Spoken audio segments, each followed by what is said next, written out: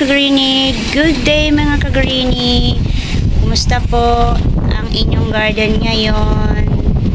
Sa akin dito sa rooftop mahangin po, at sa mga hindi pa po nakapollow sa aking FB account, please po pa-follow po Kagrini Ana, at pa-subscribe na rin po dito sa aking YouTube channel Ana Doran.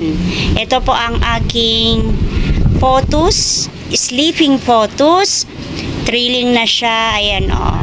Bind na siya, mahaba na siya. Ayaw ko po kasi na humahaba siya. Dahil, alam nyo naman, pag humahaba, hanggang dito. Parang lahat nasasakop niya. At saka, yung mga ibang plants natatakpan.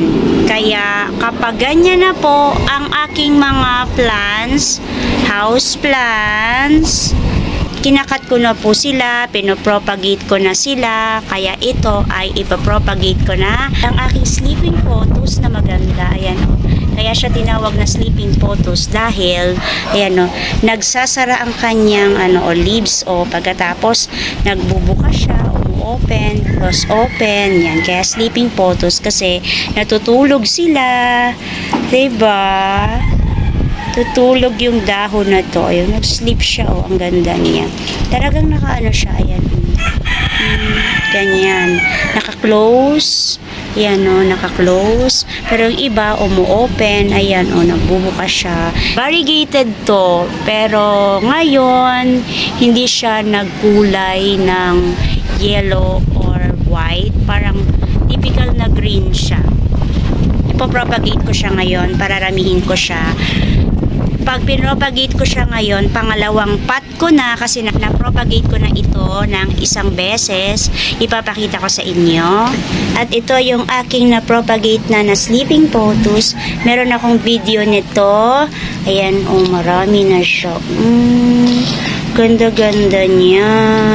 Ito nga humahaba na naman. Ikakat ko siya dito. At itutusok ko lang siya dyan. Yung may space pa dyan. Ayan lalagay ko yan dyan. So, ito yung pangalawang pot ko. Ngayon, magpo-propagate uli ako doon sa mother plant niya. So, ikakat ko lang ng ikakat yung mga trilling na ito hanggang sa ito ay aking mapudpod. Cut natin yung may nude na yan. Parang may ugat na siya para kapag tinusok natin, buhay na siya. Pararamihin na lang natin yung roots niya. Pwede itong i-propagate ng water propagation at pwede rin direct sa soil. Ako kasi direct sa soil yung ginagawa ko. Bihira lang ako mag-water propagation. Usually talagang more in soil propagation ako. Kasi kapag winater ko pa siya, ililipat ko na naman siya sa soil. Dagdag work lang. Kaya dinadirect ko na agad siya sa soil. Dahil tamad ako mag-water propagation. Yung magpapalit ng water. Sorry Yung mga sanay naman sa water propagation, okay lang po yun. Yan. So, ayan yung tinitira ko yan. Ganyan lang kaliit yung tinira ko na yung dito niya, yung dulo ng stem niya. Para hindi po siya mahirap ibaon.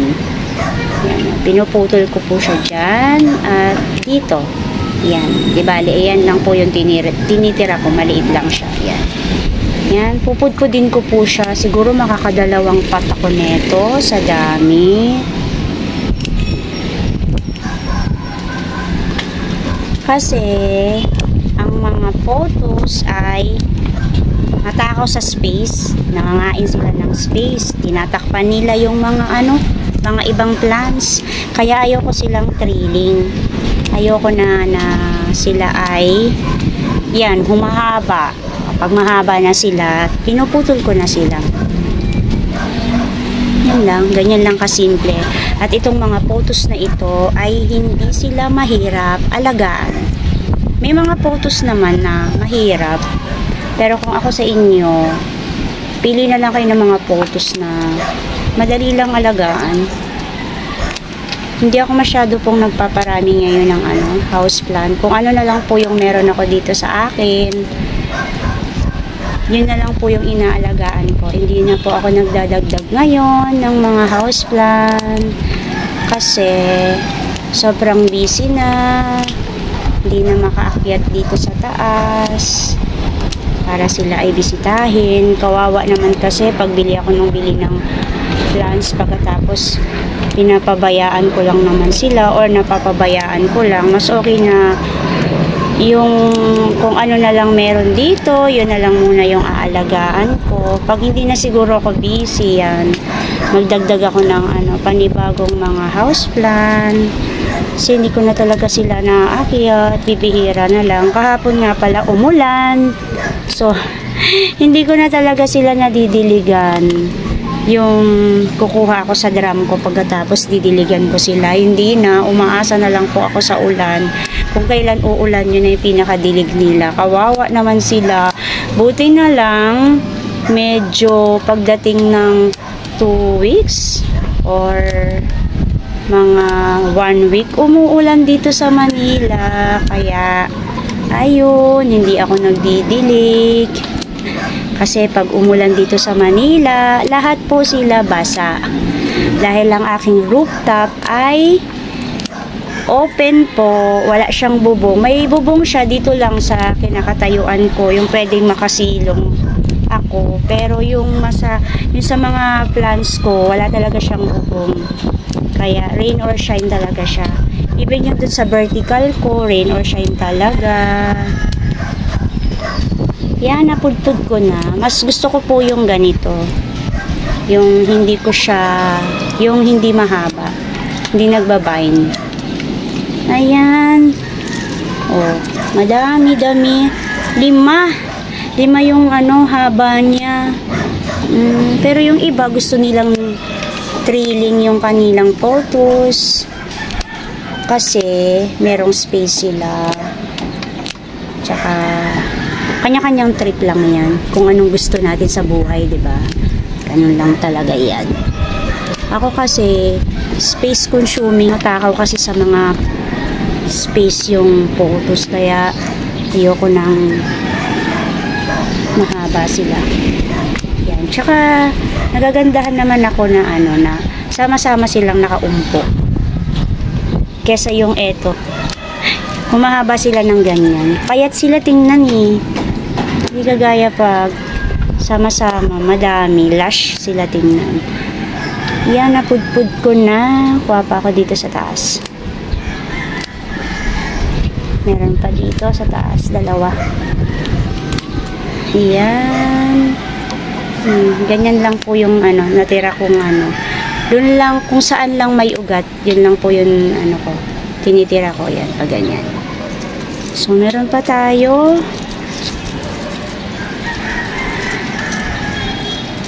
Sulit naman tong photos ko. Ang mahal nito, grabe.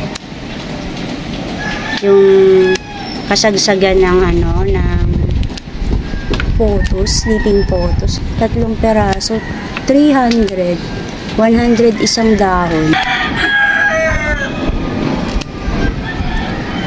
Ayan.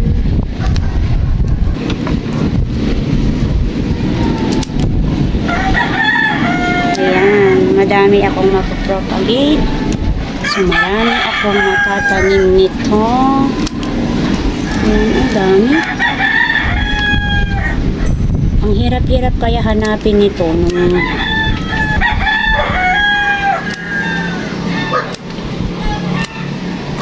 yan, sa dami niya eh.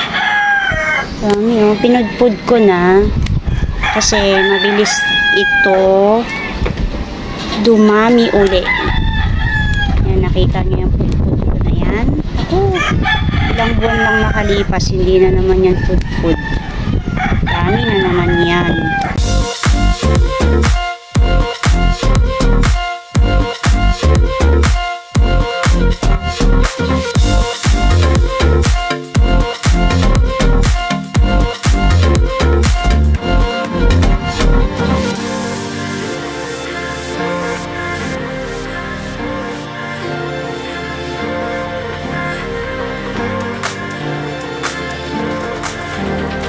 ito ang natira.